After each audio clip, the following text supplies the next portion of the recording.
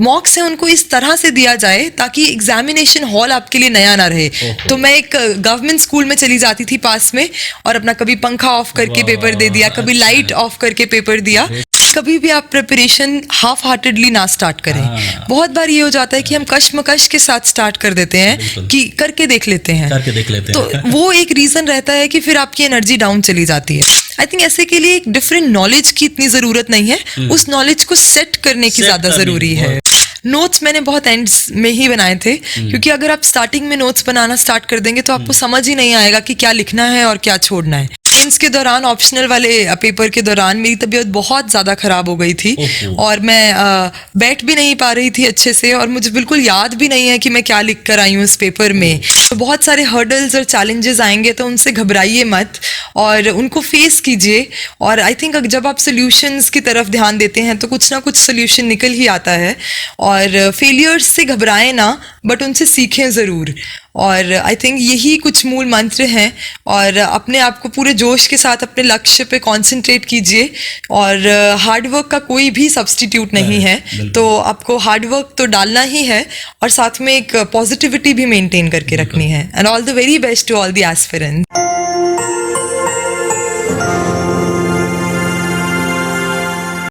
दोस्तों, एक बार फिर से एक इंटरव्यू एक टॉपर के साथ, जो हमारे साथ आज स्पेशल गेस्ट हैं, जिन्हें इंट्रोडक्शन की ज़रूरत नहीं है। मेरे साथ हैं गामिनी मैम, जिन्होंने इस बार यूपीएससी 2021 में 3rd रैंक हासिल की है।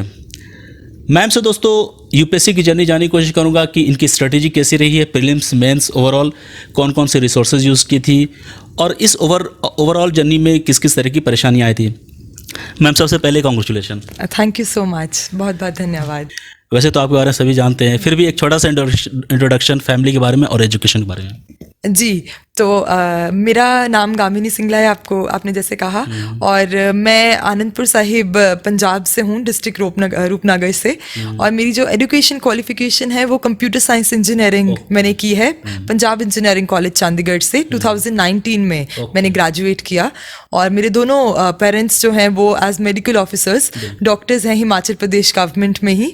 और आई थिंक उन्होंने जब से वो रूरल एरियाज़ में ही ज़्यादा काम किया है, अपनी सेवाएं दी हैं, और उसके कारण भी एक इंस्पिरेशन बचपन से ही रहा है कि हम लोगों के लिए कुछ कर सकते हैं और करना चाहिए। सो ये मोटिवेशन कहाँ से आई, मतलब कि आप, चूँकि आपके पेरेंट्स मेडिकल फील्ड से हैं, बट आपका डिफरेंट हो जाता है, एडमिनिस्ट्रेटिव फील्ड में आप आती हैं, तो ये मोटिवेशन कहाँ से आई कि सिविल सर्विसेज जाना है? जी, ये मोटिवेशन पहले शुरू से ही बचपन से ही सुना था कि सिविल सर्वेंट्स एक ऐसी पद है जिस पे आप लोगों की सेवा कर सकते हैं और किसी माध्यम से चेंज लेके आ सकते हैं। और जैसे कि आपने कहा कि मेडिकल इन इटसेल्फ एक फील्ड है जो सर्विस प्रोवाइड कर रहा है, बट सिविल सर्विसेज एक ऐसी मुझे लगता है फील्ड है जिसमें डाइवर्सिटी बहुत ज़्यादा है, और आप बहुत सारे क्षेत्रों में काम कर सकते हैं, और आप एक ऊपर से सारे क्षेत्रों को जब एक साथ लेके चलते हैं तो इंटर डिपार्टमेंटल कोऑर्डिनेशन जो बिठा सकते हैं आप। आई थिंक वो मेन मोटिवेशन है कि हम लोगों को टच कर सकें किसी भी तरीके से और अपनी सेवाएं दे सकें। बिल्कुल। मैम, ये आपका कौन सा अटेम्प्ट था और ऑप्शनल पेपर क्या थे? ये मेरा सेकंड अटेम्प्ट था और मेरा ऑप्शनल सोशियोलॉजी था। ओके। सेकंड अटेम्प्ट में मैम ने यूपीएससी क्लियर नहीं किया, मतलब टॉप कर गई, मतलब ये भी बहुत बड़ी बात है। ऑब्वियसली दोस्तों, सेकंड अटेम्प्ट में मैम ने कुछ खास किया होगा अपनी प्रिपरेशन में, कुछ अलग किया होगा, वो बताऊंगा, आप देखते रहिए इस वीडियो को। मैम, आप ये बताइए कि फर्स्ट अटेम्प्ट में क्या हुआ था, उसके बाद एक ड्रास्टिक बदलाव आपने प्रिपरेशन में लाया होगा, उसके बारे में बताइए। जी, तो फर्स्ट अटेम्प्ट में मैंने प्रीलिम्स पास नहीं किया था। अच्छा। और काफ़ी ह्यूज मार्जिन से पास नहीं किया था, तो करीब 26 नंबर का मेरा फ़र्क रहा था कट ऑफ से। तो आई थिंक जो एक ड्रास्टिक चेंज मैं कहूँगी कि एक काफ़ी बड़े फेलियर से एक काफ़ी अच्छे रैंक तक का जो सफ़र है उसमें काफ़ी बदलाव लाने पड़े मुझे। अच्छा। और सबसे पहली चीज़ जो मैं कहूँगी कि किसी भी फेलियर को एनालाइज करना बहुत ही ज़्यादा ज़रूरी है, उसको रिफ्लेक्ट बैक करना बहुत ज़रूरी है कि आपकी कमियाँ कहाँ रही। अगर आप सिर्फ सिर्फ एग्जाम के पैटर्न को या टफनेस को ही हम ब्लेम करते रहेंगे तो आई थिंक उससे कुछ बात नहीं बनेगी। तो एट द एंड आपके खुद की ही स्ट्रैटेजी में, कहीं मेहनत में, कहीं कुछ पढ़ा है आपने उसको अच्छे से नहीं कर पाए हैं, याद नहीं कर पाए हैं, तो काफ़ी सारे पहलू हैं इस एग्ज़ाम के। और अगर आप किसी एक भी पहलू पे कॉम्प्रोमाइज़ करते हैं तो आई थिंक वो एग्ज़ाम आप क्लियर नहीं कर पाते हैं। तो मेरी स्ट्रैटेजी ये रही कि सबसे पहले मैं एनालाइज करूं कि गलतियां कहाँ रही, फिर उसके बाद मैंने काफ़ी चीज़ें टॉपर्स की वीडियोस वगैरह भी देखी। तो आपके केस में क्या था? आपके केस में आप कहाँ पे मतलब कमी नज़र आई आपको कि हाँ प्रीलिम्स में ये कमी रही, और फिर उसको कैसे सुधारा आपने? जी, तो मेरे केस में ऑन डे स्ट्रैटेजी में एक तो बहुत ज़्यादा कमी रही क्योंकि मैंने नंबर ऑफ क्वेश्चंस जो अटेम्प्ट किए वो काफ़ी कम थे। बट अगर मैं कहूँ कि सिर्फ ऑन डे पे रहा तो वो भी गलत है, क्योंकि जो उस दिन आपके साथ होता है वो एट द एंड आपकी मेहनत का ही असर है। तो अगर आपने पहले कुछ गलती की है तो तभी वो ऑन डे भी रिफ्लेक्ट हो रही है। तो मॉक पेपर्स थोड़े कम किए थे, तो इन तरह की काफ़ी ऐसे आंसर राइटिंग प्रैक्टिसेस को मैंने नहीं किया था पहले अटेम्प्ट में।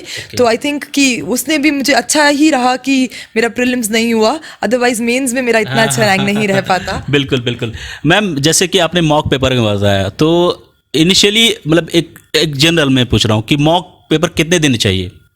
आई थिंक मॉक्स का जो नंबर है, अगर मैं एक चीज़ कह दूं तो वो सही नहीं रहेगा। वो हर किसी की अपनी एक स्ट्रेंथ है, अपनी वीकनेस है। कुछ लोग जो है वो 30-35 करके ही दे फील कंफर्टेबल, बट मुझे काफ़ी ज़्यादा करने पड़े थे क्योंकि मुझे लगा था कि मुझे ज़्यादा प्रैक्टिस की ज़रूरत है। तो 60-70 लेना चाह रही थी कुछ? जी, क्योंकि जब मैंने प्रीलिम्स एक बार ही नहीं हुआ था तो मैं एक एक्स्ट्रा कॉशियस भी थी प्रीलिम्स को लेके, और इसीलिए मैंने काफ़ी मॉक पेपर्स दिए ताकि ऑन डे पे जाके मुझे दिक्कत ना आए। और मैंने एक और स्ट्रैटेजी भी अपनाई कि जो मॉक्स हैं उनको इस तरह से दिया जाए ताकि एग्जामिनेशन हॉल आपके लिए नया ना रहे। तो मैं एक गवर्नमेंट स्कूल में चली जाती थी पास में, और अपना कभी पंखा ऑफ करके पेपर दे दिया, कभी लाइट ऑफ करके पेपर दिया, ताकि वो सब जो आउटर सर्कमस्टांसेस हैं उसके लिए हम बॉडी को जितना प्रिपेयर कर सकें। करेक्ट, बहुत बढ़िया, बहुत अच्छी बात मैम ने बताई। तो ये मॉक्स जो है कितना इंपॉर्टेंट होता है और इससे किस तरह की बेनिफिट मिलती है एस्पिरेंट्स को? मॉक्स बहुत ही ज़्यादा इंपॉर्टेंट रहते हैं। तो कंटेंट वाइज तो मॉक्स इंपॉर्टेंट रहते ही हैं, बिकॉज वो आपका कंटेंट कई बार एनरिच कर देते हैं, कुछ आपने पॉइंट्स मिस कर दिए होते हैं। बट आई थिंक ये आपको हेल्प करते हैं अपनी एक यूनिक स्ट्रैटेजी कार्व आउट करने में कि आपका कितना गेस वर्क चल रहा है, आपको कितने नंबर ऑफ क्वेश्चंस अटेम्प्ट करने हैं, या फिर आपकी रिविजन में कहाँ कमी रह रही है। तो आपकी एक परफॉर्मेंस को आपके सामने लाकर खड़ा कर देता है एक जो मॉक पेपर है। बहुत अच्छा मैम, जैसा कि कहते हैं लोग न्यूज़पेपर रीडिंग एक बैकबोन है यूपीएससी के लिए। तो मैं आपसे ये जानने की कोशिश करूँगा कि न्यूज़पेपर को कैसे रीड करें, अगर कोई बिगनर्स हैं कैसे रीड करें, कैसे पढ़ें, ताकि चूँकि न्यूज़पेपर ना केवल करंट अफेयर्स के लिए बल्कि आपके कहीं ना कहीं जनरल जीएस के लिए भी होता है। तो बेस्ट प्रैक्टिसेस क्या होनी चाहिए एस्पिरेंट्स की न्यूज़पेपर को पढ़ने की? तो न्यूज़पेपर रीडिंग भी एक हैबिट की तरह कल्टीवेट करनी चाहिए आई थिंक, जो भी एस्पिरेंट्स है पहले।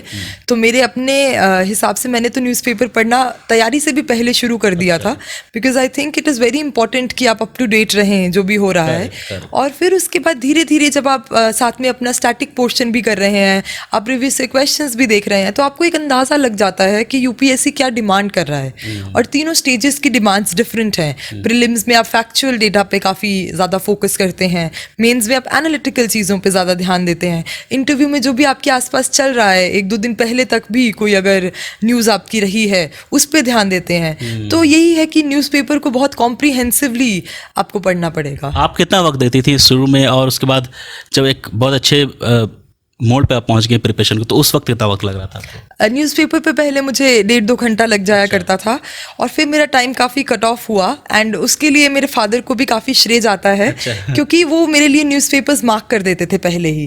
तो उन्होंने काफ़ी बुक्स पढ़ी हुई थी मेरे साथ ही, उन्होंने उनकी रुचि भी थी और वो चाह रहे थे कि वो किसी तरह मुझे हेल्प करें। तो उनको सिलेबस से he was knowing the syllabus, तो वो मेरे लिए पोर्शंस मार्क कर देते थे। तो उसके कारण भी मेरा थोड़ा टाइम कम लगता था, क्योंकि बहुत सारे इंटरनल पेजेस होते हैं न्यूज़पेपर के जिनमें कई बार बहुत रेलिवेंट न्यूज़ होती है और वो मिस कर जाते हैं हम लोग। बिल्कुल सही बात है। तो वो उधर से मुझे हेल्प मिली, फिर मैं 45-50 मिनट्स में अपना न्यूज़पेपर एक अच्छे से कंप्लीट कर पाती थी। मैम, ये न्यूज़पेपर में कहा जाता है कीवर्ड्स, जो कि बहुत ही इंपॉर्टेंट होता है, तो कीवर्ड्स का सिलेक्शन कैसे करेंगे और उसको किस तरह यूज़ करेंगे? जी, तो कीवर्ड्स का सिलेक्शन आई थिंक आप मेंस पर्सपेक्टिव से पूछना चाह रहे हैं। तो वो आपको तभी पता लगेगा कि कौन सा रेलिवेंट है जब आपने क्वेश्चंस देखे होंगे मेंस के। तो जो क्वेश्चंस हैं वो डायरेक्टली यूपीएससी की डिमांड को हमें बता रहे हैं कि यूपीएससी ये चीज़ डिमांड कर रहा है। तो जैसे कि प्रीलिम्स के लिए भी इनफैक्ट जैसे कि अगर कोई भी कॉन्स्टिट्यूशनल पोस्ट है जो प्रीलिम्स के सिलेबस में है और उसके रिलेटेड कोई न्यूज़ आर्टिकल आप पढ़ते हैं तो उसको थोड़ा और डेप्थ में खुद से ही आप पढ़िए ताकि आप उसको कोरिलेट कर सकें। तो सिलेबस और प्रीवियस से क्वेश्चन से आपको डिमांड पता लग जाएगी और न्यूज़पेपर में जब भी आप उसके ओरिएंटेड कुछ वर्ड देखें तो उसको गूगल करें, उस कीवर्ड वो आपका इंपॉर्टेंट हो जाता है बहुत। करंट अफेयर्स प्रीलिम्स के लिए ज़्यादातर जो फैक्चुअल नोट्स थे वो मैं इतने नहीं बनाती थी बिकॉज मैगजीन्स में और डेली न्यूज़ एनालिसिस जो रहते हैं उन पे कवर हो जाता था मोस्टली। बट मेंस के लिए मैं नोट्स बनाती थी और वो मेजरली एडिटोरियल में से उसको छांट के अपने जो मुझे लगता था कि अगर कोई सजेशंस अच्छे हैं या अगर कोई पॉइंट को दोनों बैलेंस्ड वे में फॉर एंड अगेंस्ट अच्छे से दिया हुआ है तो मैं वो बहुत ही कंसाइज वे में नोट कर लेती थी। बहुत बढ़िया मैम। ये न्यूज़पेपर के अलावा बहुत सारे मैगजीन्स भी होते हैं जैसे पीआईबी हो गया और योजना हो गया, डाउन टू अर्थ, इस तरह की मैगजीन्स आती हैं। तो उसका क्या इंपॉर्टेंस होता है और आपने अपनी प्रिपरेशन किस तरह से यूज़ किया था उसको? तो जो ये सब सोर्सेज हैं मैं इनको डायरेक्टली रेफ़र नहीं करती थी कि रोज़ जा रही हूँ और वेबसाइट्स पे और देख रही हूँ। बट जैसे कि मैंने बताया कि मुझे बहुत इंक्विजिटिवनेस थी हमेशा से ही जानने के लिए कि अगर न्यूज़पेपर में कुछ नया टर्म है या सपोज़ कोई इन्वायरमेंटल टर्म देखी हमने तो वो मैं ज़रूर कोशिश करती थी कि किसी अच्छी साइट जैसे आपने डाउन टू अर्थ का नाम लिया तो वो मैं उस वेबसाइट पर जाके विजिट कर लूँ और उसको ऑथेंटिक सोर्स से कर लूँ, या कोई न्यूज़ है उसको फिर हम पीआईबी के थ्रू पढ़ सकते हैं। और मोस्टली मैं डेली न्यूज़ एनालिसिस जो होता है और मैगजीन्स होते हैं उन्हीं पे रिलाई करती थी क्योंकि आप हर चीज़ नहीं पढ़ सकते हैं, आपको अपने सोर्सेज भी कम रखने ज़रूरी हैं। बिल्कुल बिल्कुल मैम, आपने बोला सोर्सेज बहुत लिमिटेड रखनी चाहिए, तो किस तरह की सोर्सेज आपकी थी प्रीलिम्स की अगर बात करें तो? मुझे लगता है कि प्रीलिम्स के लिए अलग से कुछ सोर्स नहीं होता है। जो प्रीलिम्स और मेंस है वो इंटीग्रेटेड तैयारी ही चलती है।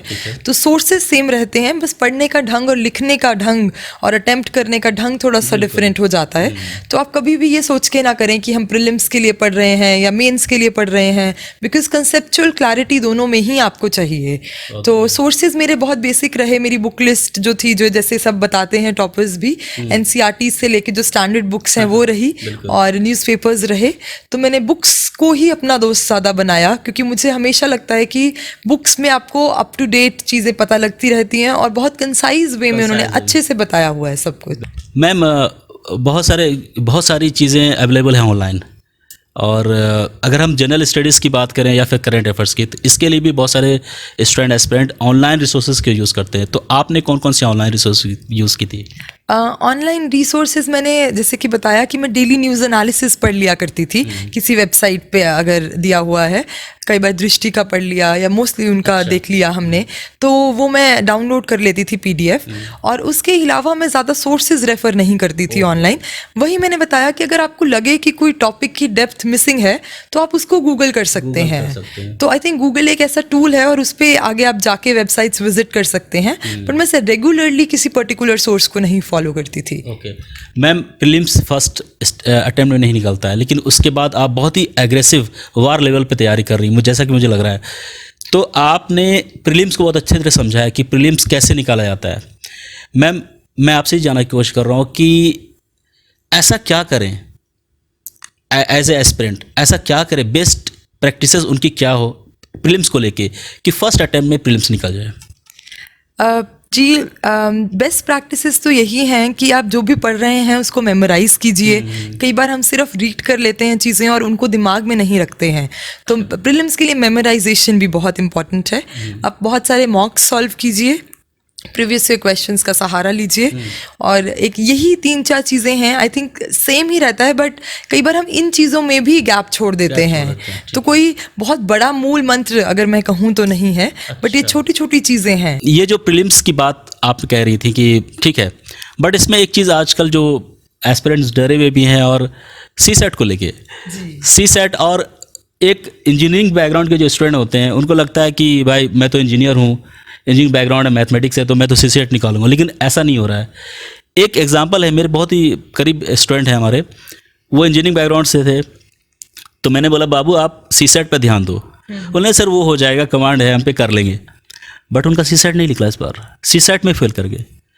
तो सी सेट को कैसे लेना चाहिए एस्पिरेंट को, और सी सेट के लिए क्या स्ट्रेटेजी होनी चाहिए, प्लानिंग होनी चाहिए, और आपने सी सेट के लिए कैसे किया था? जी मैं बिल्कुल अग्री करती हूँ आपसे कि सीसैट को हम लाइटली नहीं ले सकते हैं, इर्रिस्पेक्टिव ऑफ आवर बैकग्राउंड। तो चाहे आप इंजीनियरिंग के स्टूडेंट हैं, चाहे आप मैथ्स के हैं, बिकॉज यू नेवर नो कि कभी कॉम्प्रीहेंशंस डोमिनेट कर जाएं एग्जाम को, कभी मैथ्स कर रहा है, और कई बार हमारा लैब भी छूटा होता है उन क्वेश्चंस को सॉल्व करने के लिए। तो मेरी स्ट्रैटेजी यही थी कि मैं प्रीवियस ईयर के जो पेपर्स हैं सीसैट के वो निकालूं और एटलीस्ट 10 से 15 पेपर्स सॉल्व करके देखूं। और अगर तब मुझे लगे कि कोई फॉर्मूला मिसिंग है, या उनके थ्रू ही मैं अपने फॉर्मूलाज रिवाइज कर लूँ, या कॉम्प्रीहेंशंस का पैटर्न स्टडी कर लूँ कि इस तरह के क्वेश्चंस को ऐसे आंसर किया जा सकता है। जैसे कि मैंने पहले भी बताया कि मैं स्कूल में जाती थी तो वो सीसैट के भी पेपर्स भी साथ में देती थी लास्ट में, जो पेपर से 15-20 दिन पहले। तो आई थिंक उससे आप अपना सीसैट को प्रैक्टिस से ही बेटर कर सकते हैं। इसके लिए प्रैक्टिस करना पड़ेगा जी, इसके लिए practice is the main thing. Ma'am आपने प्रीवियस ईयर्स के क्वेश्चन के बारे में बताया, अभी जितने भी मैं ले रहा हूँ इंटरव्यू में तो टॉपर्स प्रीवियस ईयर्स के क्वेश्चन को ज़्यादा रेफर, तो इसका क्या ऑब्वियसली इंपॉर्टेंस है, लेकिन इसको हम कैसे यूज़ करेंगे अपनी प्रिपरेशन में? इसको हम ऐसे यूज़ करेंगे कि इसको कभी भी एक बार ही पढ़ के रट्टा नहीं मार सकते हैं। इसको हमें बार बार वापस जाके देखना है, जब हमने कुछ पढ़ लिया उसके पहले भी और उसके बाद में भी।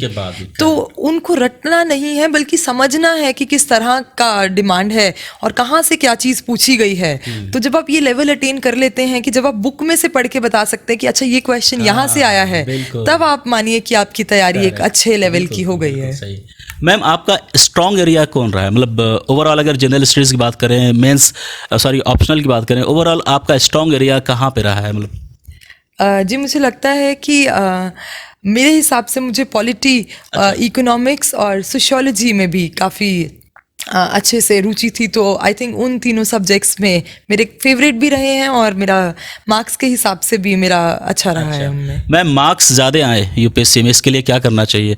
सुनते हैं कि एथिक्स हो गया, आपके ऐसे आंसर राइटिंग, ये सब सारी चीज़ें ऑप्शनल, अगर आप अच्छा करते हो परफॉर्म तो मार्क्स आपके अच्छे आएंगे। तो आप इसको कैसे देखती हैं? जी मैं वैसे ही मैं कहना चाह रही हूँ कि अपने कॉन्सेप्ट्स क्लियर रखें, और आंसर राइटिंग बहुत ही ज़्यादा ज़रूरी है, but right time to start it is also very important. आपको अगर बेसिक्स ही क्लियर नहीं है और आप आंसर लिखने लग जाते हैं तो आप एक अननेसेसरी डीमोटिवेशन इनवाइट कर रहे हैं। तो आप पहले अपने बेसिक कॉन्सेप्ट्स को एक बार ही एटलीस्ट गो थ्रू कीजिए, फिर उसके बाद धीरे धीरे आंसर्स लिखना स्टार्ट करें। और पेपर कंप्लीशन पे भी जोर रहना चाहिए, और एथिक्स को हम कई बार निगलेक्ट कर देते हैं, क्योंकि एक वो डिफरेंट स्ट्रीम है ऑल टुगेदर जो हम प्रीलिम्स में नहीं पढ़ते हैं, और बच्चे मोस्टली ऑप्शनल पे ज़्यादा फोकस करने लग जाते हैं। तो I think ethics demands equal weightage too. तो जब आप प्रिपेयर कर रहे हैं तो एथिक्स को ऐसे मत समझिए कि ये हो जाएगा, उसके लिए एक अलग तरीके से प्रिपरेशन आप कीजिए, कीवर्ड्स को स्टडी कीजिए अच्छे से, एग्जाम्पल्स अच्छे कोट कीजिए, और प्रीवियस ईयर टॉपर्स की शीट्स देखिए। तो ये सब चीज़ें ही मेंस के लिए। मैम ऐसे की अगर बात करें तो ऐसे में आपका कैसा रहा था, मतलब परफॉर्मेंस? ऐसे में भी मेरा performance I think above average ही रहा है, और ऐसे भी वही है कि डाइवर्सिफाई करना है आपको, किसी भी एक एंगल से एक्सप्लेन नहीं करना है, बहुत सारे व्यू पॉइंट्स को आपको एक्सप्लेन करना है, और अपना जो आप सोचते हैं उस पर्टिकुलर टॉपिक के बारे में उसको भी धीरे धीरे इनग्रेन करते रहना है, स्प्रिंकल करने हैं अपने व्यू पॉइंट्स भी और जो जेनेरिक है उसके साथ कंबाइन करते हुए। मैम ऐसे के लिए कौन बेस्ट, मतलब कुछ ऐसे पॉइंट्स जिसको बच्चे को ध्यान में रखना चाहिए ताकि वो जब ऐसे लिखे तो एक अच्छा शेप दे सके, थोड़ा अच्छा लगे, कैची भी लगे दिखने में? तो ऐसे का स्ट्रक्चर बहुत इंपॉर्टेंट हो जाता है। तो आई वुड सजेस्ट कि आप पहले 5-10 मिनट लीजिए अपने, प्रॉपर 15 मिनट तक भी लीजिए, और अपना एक स्ट्रक्चर तैयार कीजिए कि आप एक पैराग्राफ में कौन सा एंगल डिस्कस कर रहे हैं, पॉलिटिकल, सोशियोलॉजिकल, इन्वायरमेंटल, और उसके बाद आप बहुत कंसाइज वे में एग्जाम्पल्स के थ्रू उसको एक्सप्लेन कीजिए। आई थिंक ऐसे के लिए एक डिफरेंट नॉलेज की इतनी ज़रूरत नहीं है, उस नॉलेज को सेट करने की ज़्यादा ज़रूरी है। बिल्कुल। तो वो मैं स्ट्रक्चर के थ्रू ही, जब आप 5-10 मिनट की ब्रेनस्टॉर्मिंग करेंगे तो आप इस समझ आ जाएगा कि ये नॉलेज यहाँ फिट कर सकते हैं। मैम ऐसे में कोई हिंदी कोट वगैरह जैसे कोई मुहावरे हो गए वो डाल सकते हैं क्या? मैं तो मोस्टली इंग्लिश कोटेशंस ही डालती थी, बट आप हिंदी वाले भी डाल सकते हैं, उनको इंग्लिश में लिख लीजिए। मैम हाइलाइटर का यूज़ कर सकते हैं क्या एग्जाम में? मैंने आई थिंक एग्जाम में इतना टाइम ही नहीं होता है कि आप हाइलाइटर को यूज़ करें, तो अगर आपकी स्पीड बहुत ही उम्दा है तो आप कर सकते हैं, अदरवाइज आप अंडरलाइन कर दीजिए ब्लैक पेन से। एक अगर होता है ना एग्जामिनर की जो अटेंशन को अट्रैक्ट करने के लिए, तो इसके लिए तो वो मैम चार्ट वगैरह भी होते हैं और ग्राफ्स वगैरह भी बच्चे बनाते, तो वो कैसा होता है डायग्राम वगैरह, उसका भी आपने इस्तेमाल किया था अपने इसमें? जी, डायग्राम्स को आप यूज़ कर सकते हैं एज पर योर कन्वीनियंस, कि अगर आपको लग रहा है कि कोई चीज़ डायग्रामेटिकली ज़्यादा अच्छे से आप समझा सकते हैं तो आप एक पाई चार्ट बना दीजिए, कभी ग्राफ बना दीजिए, जैसे भी आपको सही लगे, बट इसको ओवरडू भी नहीं करना है, ओवरडू नहीं करना, क्योंकि कई बार बच्चों को लगता है कि diagram is essential in every question, और उसका सेंस नहीं भी बन रहा है तो भी डाल दी गई है, फोर्सफुली डाल जी जी, तो वो भी नहीं करना है, एक बैलेंस बिठाना है और वो धीरे धीरे ही लॉजिकल हो, प्रैक्टिस के कनेक्ट थ्रू, करे वो। जी जी, जिसमें आपको लग रहा है कि अगर आप एग्जामिनर हो तो आपको वो डायग्राम भाएगा, तो उस तरह से आप अगर सोचेंगे तो आई थिंक वो सही रहेगा। मैम आपने कोचिंग वगैरह भी ली थी?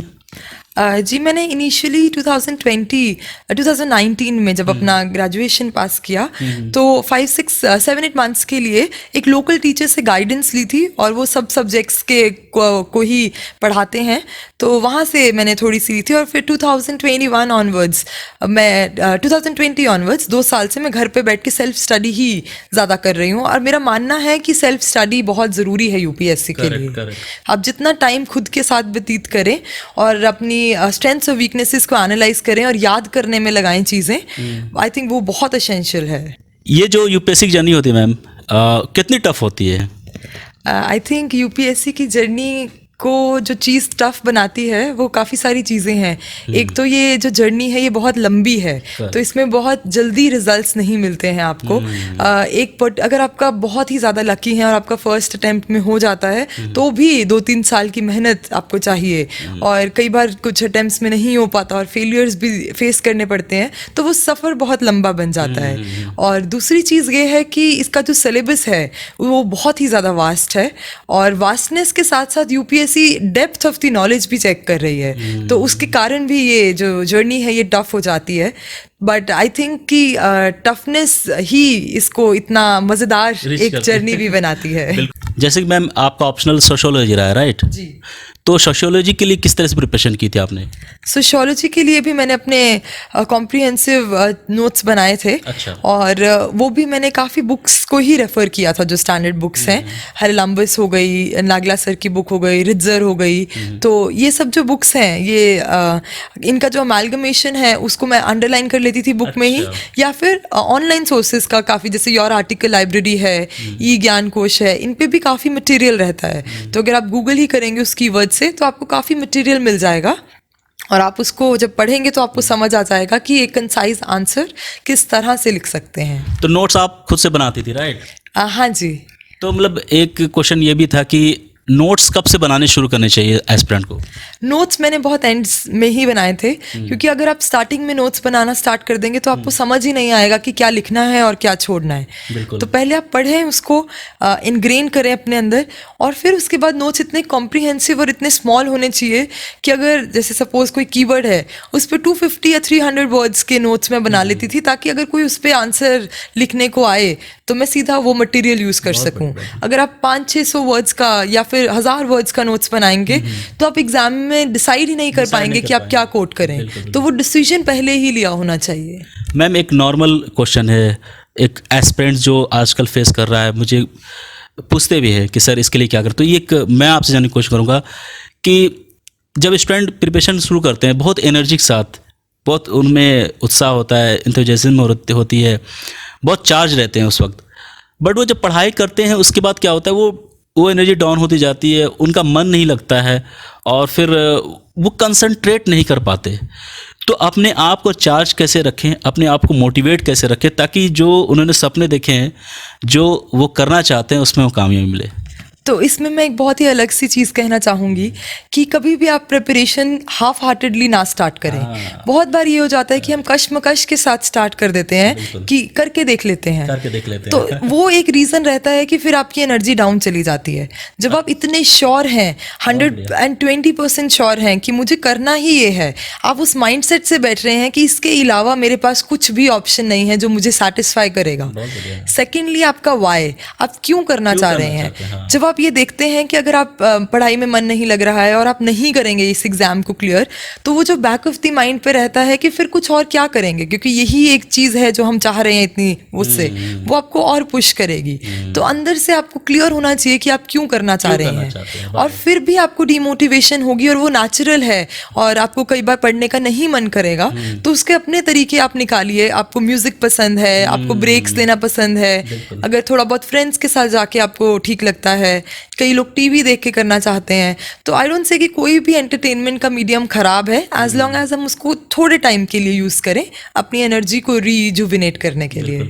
मैम इस बार एक इतिहास लिखी गई है, आई डोंट नो पहले हुआ कि नहीं, मुझे याद नहीं, बट इस बार जो 3 टॉपर रहे हैं फीमेल रही हैं, तो इसको कैसे देखती हैं आप? ये एक बदलाव, एक चेंज आ रहा है हमारी सोसाइटी में, इसको कैसे देखती हैं आप? जी, इसको मैं बहुत ही ज़्यादा खुशी के साथ देखती हूँ, क्योंकि हमें शायद इतना रियलाइज चाहे ना भी हो, क्योंकि हम पढ़ते रहे और हमने ये जाना कि लड़कियां भी इक्वल ही हैं लड़कों के, जब क्योंकि हमारे माँ बाप ने कभी फ़र्क नहीं किया, बट जैसे हम पढ़ते हैं तो अभी भी बहुत सारा गैप बाकी है।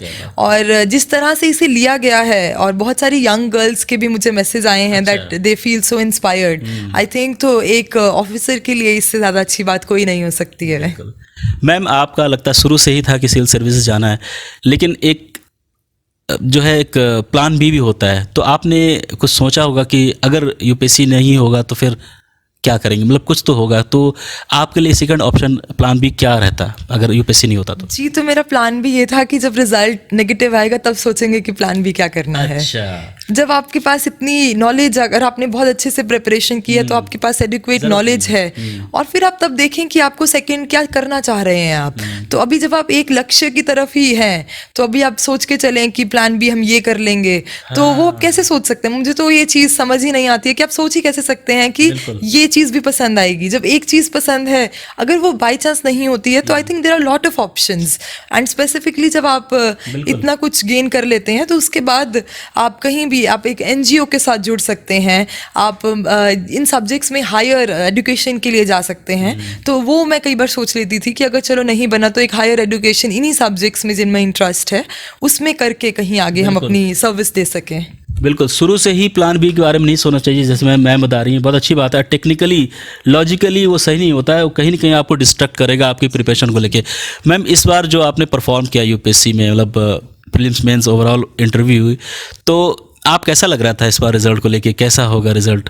ऑब्वियसली आपने अच्छा लिखा है, फिर भी, और रिजल्ट आने के बाद कैसा रहा माहौल? जी, तो मेंस से पहले मुझे काफ़ी कठिनाइयों का सामना करना पड़ा। अच्छा। और मेंस के दौरान भी, तो मैं बिल्कुल भी श्योर नहीं थी कि मेरा परफॉर्मेंस कैसा गया है। क्योंकि मेंस के दौरान, ऑप्शनल वाले पेपर के दौरान मेरी तबीयत बहुत ज़्यादा ख़राब हो गई थी, और मैं बैठ भी नहीं पा रही थी अच्छे से, और मुझे बिल्कुल याद भी नहीं है कि मैं क्या लिख कर आई हूँ इस पेपर में। और जब मैं बाहर आई तो आई वॉज नॉट श्योर कि मैंने क्या लिखा है। मुझे कुछ क्वेश्चंस भी देखकर याद नहीं आ पा रहा था कि अच्छा ये अटेम्प्ट किए हैं कि नहीं। इतनी ज़्यादा स्टमक इन्फेक्शन बहुत बुरी हो गई थी, और I had not eaten anything 2-3 दिन से। तो इसलिए वो थोड़ा सा एक डर था कि पता नहीं शायद उसके कारण एफिशिएंसी ना वो हो। और 3 हफ्ते पहले मेंस के मेरे grandfather passed away very suddenly, तो उसके कारण भी काफ़ी डिस्ट्रैक्शन रहा। तो बट फिर भी everything turned out good, and I think उसका रीज़न है कि आप पहले से कुछ काम अपना करके रखें ताकि लास्ट मिनट के लिए चीज़ें ना छोड़ें। तो आशा थी पूरी, बट फिर भी श्योरिटी आई थिंक वो किसी को भी नहीं हो सकती है ऐसे एग्जाम के लिए। यूपीएससी में तो कुछ कहा ना जा सकता है। जी, तो अनसर्टेन इतना है कि आप लास्ट तक ही आपको पता लगता है कि आप कहाँ स्टैंड कर रहे हैं। मैम मैं हर एक गेस्ट से उनकी हॉबीज़ भी पूछता हूँ, तो हर की अलग अलग हॉबीज़, हर की अलग अलग पसंद होती है, नापसंद होती है, तो मैम आपकी हॉबीज़ क्या हैं? बचपन से ही मेरी हॉबीज़ ज़्यादा पब्लिक स्पीकिंग और डिबेटिंग में रही हैं और उसके अलावा मुझे वॉकिंग बहुत पसंद है, तो मैं हर रोज़ इंश्योर करती थी कि मैं 30-40 मिनट्स की वॉकिंग कर लूँ और उसका डांसिंग भी एक हॉबी रही है। तो आई थिंक ये कुछ चीज़ें हैं जिनसे मैं रिफ़्रेश फील करती हूँ। बढ़िया मैम, शॉर्ट में यूपीएससी एक जर्नी है, जी, इसमें एस्पिरेंट को किन किन बातों का ध्यान रखना चाहिए, एक हॉलिस्टिक वे में शॉर्ट में आप बताइए, क्योंकि ये वीडियो बहुत सारे बच्चे देख रहे हैं और आपसे सीखेंगे, तो उनको समझाइए कि यूपीएससी में किन किन बातों का ध्यान रखिए। बहुत सारे बच्चे मिस्टेक्स भी करते हैं, तो किन किन बातों का ध्यान रखें ताकि आपकी राहें और आसान बन जाए। आई थिंक मैंने काफ़ी बताया है टेक्निकली कि इस चीज़ों का ध्यान रखें, बट एक सेकंड पोर्शन होता है कि आप मेंटली भी अपने आप को प्रिपेयर करें। तो बहुत सारे हर्डल्स और चैलेंजेस आएंगे, तो उनसे घबराइए मत और उनको फेस कीजिए। और आई थिंक जब आप सोल्यूशंस की तरफ ध्यान देते हैं तो कुछ ना कुछ सोल्यूशन निकल ही आता है। और फेलियर्स से घबराएं ना, बट उनसे सीखें ज़रूर। और आई थिंक यही कुछ मूल मंत्र हैं। और अपने आप को पूरे जोश के साथ अपने लक्ष्य पे कंसंट्रेट कीजिए और हार्ड वर्क का कोई भी सब्स्टिट्यूट नहीं है, तो आपको हार्ड वर्क तो डालना ही है और साथ में एक पॉजिटिविटी भी मेंटेन करके रखनी है। And all the very best to all the aspirants. Ma'am thank you very much, आपने अपना बहुत ही कीमती वक्त हमें दिया। आपको जो ये कामयाबी मिली है मैम, हमें पता है आप इस पर खरी उतरेंगी, अपना, अपने परिवार का और इस देश का नाम रोशन करेंगी। शुक्रिया, thank you so much. Thanks ma'am.